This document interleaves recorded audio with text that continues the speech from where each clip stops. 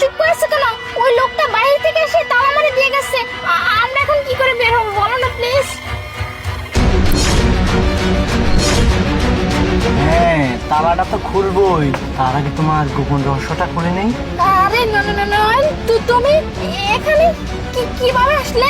কিভাবে আসলাম সেটা তো বলবোই, তার আগে তুমি বলো এসব কতদিন ধরে চলতেছে, কতদিন ধরেই পরকিয়া করতেছো? হ্যাঁ, আরে নয়ন, তুমি এসব কি বলতেছো? আমি কিসের পরকিয়া করতেছি? তো তুমি এসব কি বলতেছো? আমি তো কিছুই বুঝতেছি না। তুমি কিছুই বুঝতে পারতেছো না? বাহ, থাক, মিথ্যা কথা